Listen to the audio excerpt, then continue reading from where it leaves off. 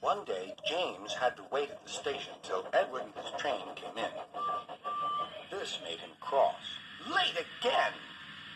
Edward laughed, and James fumed away.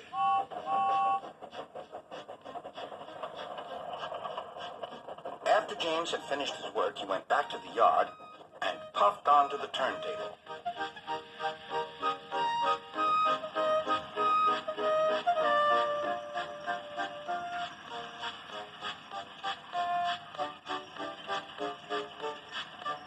He was still feeling very bad-tempered. "Edward is impossible," he grumbled to the others. "He clanks about like a lot of old iron, and he is so slow, he makes us wait." Thomas and Percy were indignant. "Old iron? Slow? Why, Edward could beat you in a race any day." "Really?" said James. "I should like to see him do it."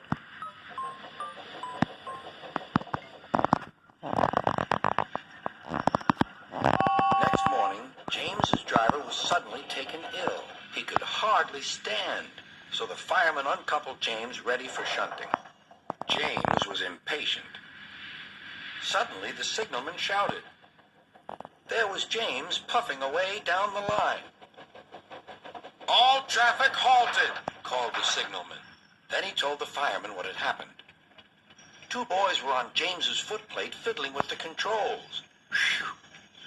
They tumbled off and ran when James started. The signalman answered the telephone. "Yes? He's here." "Right. I'll tell him. The inspector's coming at once. He wants a shunter's pole and a coil of wire rope." "What for?" wondered the fireman. "Search me, but you'd better get them quickly." The fireman was ready when Edward arrived.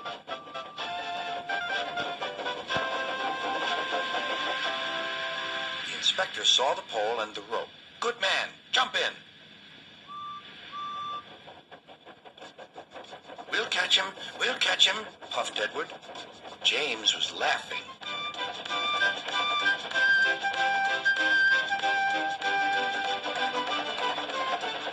What a lark, he chuckled to himself. Suddenly, he was going faster and faster. He realized that he had no driver. "What shall I do? I can't stop. Help! Help!" We're coming, called Edward.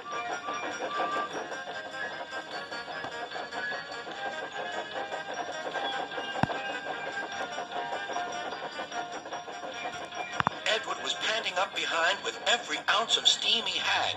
At last, he caught up with James.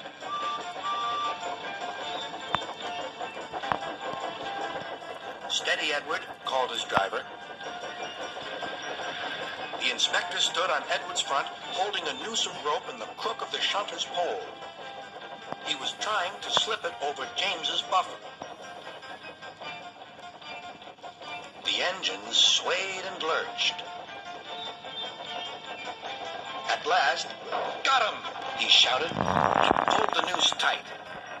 Gently braking, Edward's driver checked the engine speed, and James's fireman scrambled across and took control.